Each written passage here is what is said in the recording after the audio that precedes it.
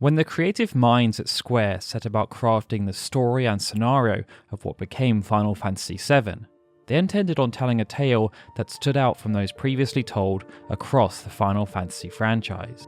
Eschewing many long-held aesthetic staples of the series, such as swords and sorcery and crystals, they instead focused their efforts on telling a more modern tale based around the themes of life, loss, and grief that was channeled through a deep ensemble cast and a chilling mystery that sat at the core of the narrative. This new focus made for an engrossing and occasionally darker story than players had seen up until that point. And to accomplish this, the writers drew inspiration from a myriad of media related to horror, action, and science fiction. But they also loaded Final Fantasy VII with more emotional impact than had previously been possible on 16-bit systems, due in large part to the expertly crafted setting that the story took place in. The world of Final Fantasy VII was one where, under the direction of an omnipresent megacorporation, the Shinra Electric Power Company, humankind's hubris was allowed to run roughshod over the environment and all life on the planet, and the story reflected this. Multiple power players within Shinra were more concerned with their own personal greed and ambitions than the consequences of their actions, and as a result, many atrocities and despicable acts were committed in the name of progress and profit. Some of Shinra's actions, like how their capital city of Midgar caused immense environmental degradation to its surrounding areas, were plain for all to see, regardless of propaganda efforts to delude the public. But this barely scratched the surface. Shinra also knew when its shady dealings needed to be kept under wraps in order to maintain their position of influence, and it's in these more unsavory actions that some of the darker aspects of Final Fantasy VII's plot come to light. Whether it be the goings-on of their secret police force known as the Turks, the creation of monsters through genetic mutation, or Professor Hojo's more dark and twisted human experimentation, most of the evils committed by Shinra and those associated with the company are well known to anyone familiar with the narrative of the game. But as the compilation of Final Fantasy VII began to build out, Square started to expand upon the world, adding in extra detail to further flesh out Shinra's misdeeds, and this helped to shed light on a dark incident that was present within the original game, but only for those who looked close enough. To understand the Kalm Incident, it is essential to first talk about the infamous Nibelheim Incident, which should be well known to anyone who has played the original Final Fantasy VII.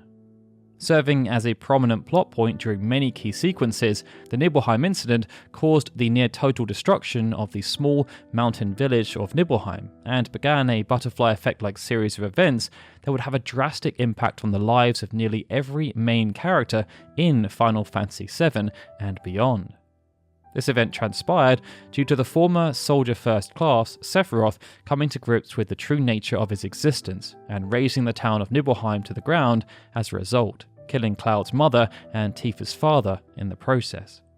In the aftermath, Cloud and Zack were captured by Shinra and subjected to years of inhumane experiments by Professor Hojo and his research team in the depths of the Shinra mansion nearby.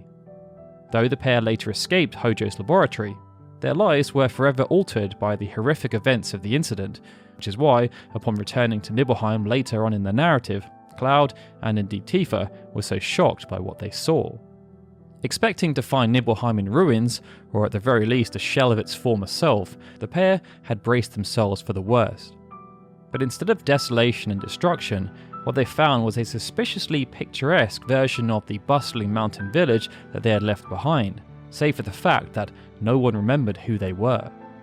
Though initially it was tempting to believe that this was simply more evidence of Cloud misremembering the past, we soon learnt the truth behind what had happened at Nibelheim, and it was far more sinister. Upon discovering that Sephiroth had awakened to the truth behind his existence and destroyed the town as a result, Shinra knew that word could not get out that their highest ranking soldier operative had gone rogue. Therefore, in order to keep the truth hidden, Shinra staged an elaborate cover-up, ensuring that there would be no one who could talk about what actually happened in Nibelheim.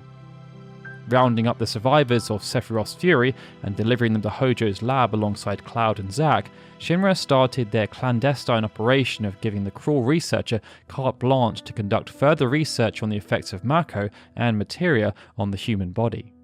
Following this, Shinra then proceeded to rebuild the town from the ground up, replacing all of its residents with paid actors and Shinra employees shipped from all over the world, with legitimate residents joining soon after. From that point onwards, Shinra simply went about as if nothing ever happened in Nibelheim, all the while Hojo worked tirelessly in the Shinra manner with his team, crafting new horrors from the former denizens of the quaint village. Though replacing an entire town was no simple task, Shinra was able to get away with such an act so discreetly and perfectly because this was not the first time they had done such a thing, and given their history, they probably figured it would likely not be the last. Long before the Nibelheim incident, or even before Shinra rose to prominence on the world stage and Midgar became a monument of power of Mako energy, the eastern continent was home to a variety of smaller settlements. With many of these unified under the banner of the Republic of Junon, most of the smaller villages fulfilled a variety of agricultural and maritime commerce roles. The town of Kalm, however, stood out as the region's chief supplier of mithril, and its denizens toiled day and night in the nearby mithril mines in order to maintain this reputation.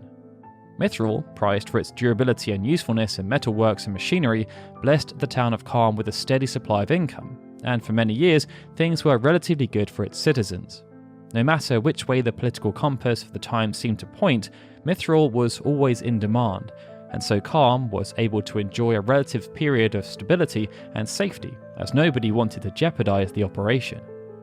But over the years, as Shinra's influence began to grow beyond its role as a small regional weapons manufacturer, the good times of Kalm, unfortunately, did not last. The creation of newer technologies and synthetic materials and alloys by Shinra led to a decline in demand for mithril, which in turn led to the mithril mines eventually being abandoned, repurposed into a makeshift thoroughfare of sorts for those wishing to travel through the mountains, provided they could fend off the monsters and fiends that had moved in the miners' absence. In addition, the advent of Mako energy saw Shinra grow so powerful that they began to challenge the Republic of Junon's sovereignty openly, even going so far as to start a war over the proliferation of Mako reactors and Shinra's subsequent economic conquest of large swaths of the Republic's territory. During this tumultuous period, Kalm even found itself occupied by Shinra's army, who were keen to make use of the town's fortress-like structure and its strategic position.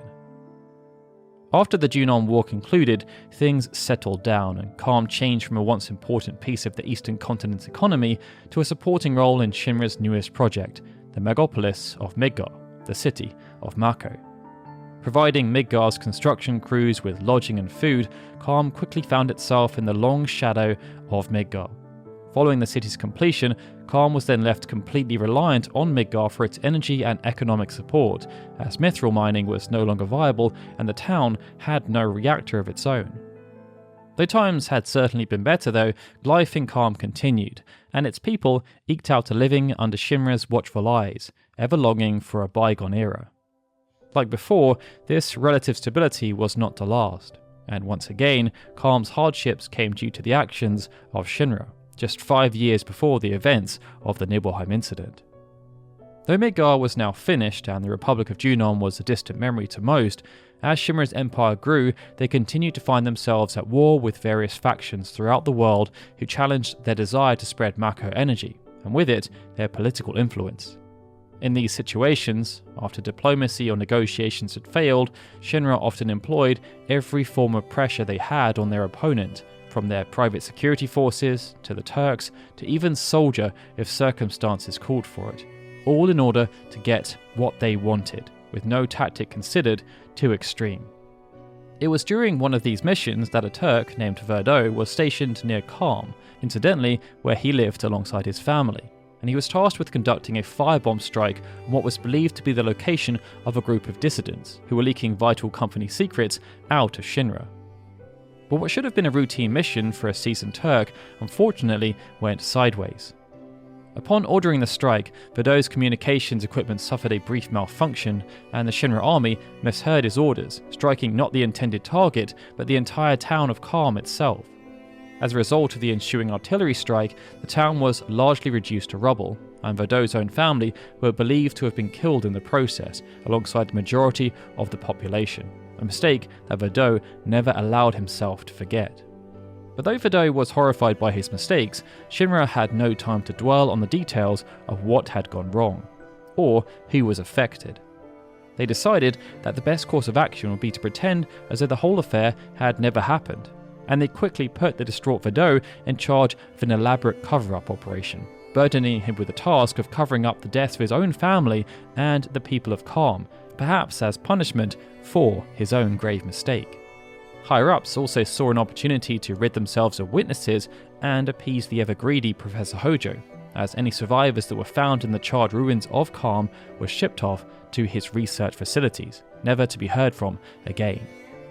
Verdot was placed in charge of this operation too, but he was unaware at the time that one of the survivors was his own daughter, Felicia, and he unknowingly sent her right into the clutches of Hojo.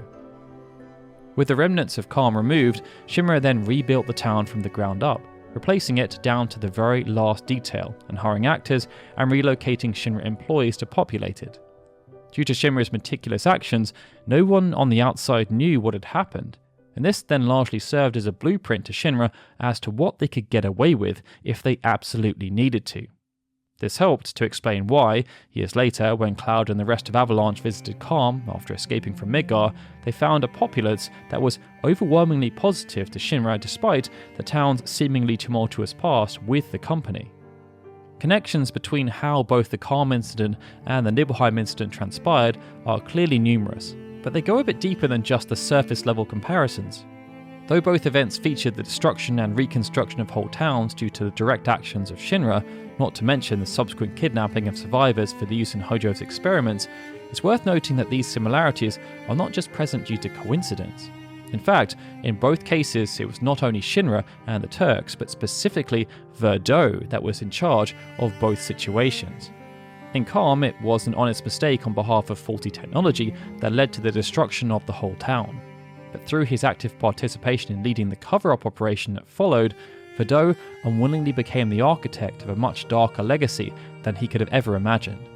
This experience, unbeknownst to Verdot at the time, established a blueprint for grand conspiracies that came in handy for Shinra following the aftermath of Sephiroth's carnage in the Nibelheim Incident. Here, his expertise was called upon again, and being given the near impossible task of covering up Shinra's mistakes, Verdot leaned into his dark past and shouldered the responsibility of the operation so that nobody else had to live with the same mental anguish as him. Without the Kalm Incident as a roadmap, or specifically Verdot's experience in the matter, it's hard to say exactly what the aftermath of the Nibelheim Incident would have looked like, or what actions Shinra would have taken. Regardless, the implication is that what transpired in Nibelheim happened in the specific way it did because of the fate suffered by Kalm.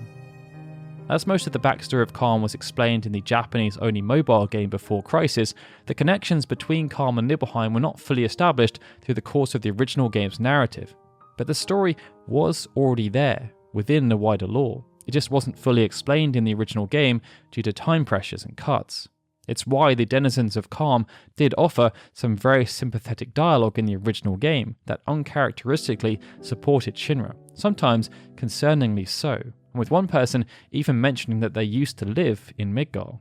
But without the added context from Before Crisis, it's all too easy to ignore this kind of dialogue, as most people did when they played the original game.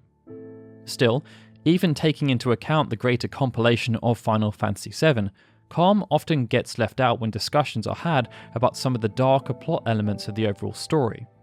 And that really is a bit surprising, considering that Kalm was not only another example of how far Shinra was willing to go to cover up their missteps, but also, ironically, the place where the party learnt the backstory of the Nibelheim Incident in the first place, an event that's aftermath was directly shaped by what had happened previously in Kalm. And there you have it, Final Fantasy VII's dark secret that almost nobody talks about, the replacement of Kalm and the Kalm Incident. The tragic tale of a town in an economic downward spiral that was eventually destroyed and replaced with a facade of what it once was, all by the very people who orchestrated its decline in the first place. With that, we hope you enjoyed this deeper look into the Kalm Incident. If you did, please feel free to like the video and let us know in the comments below which part of the compilation you believe is the darkest moment.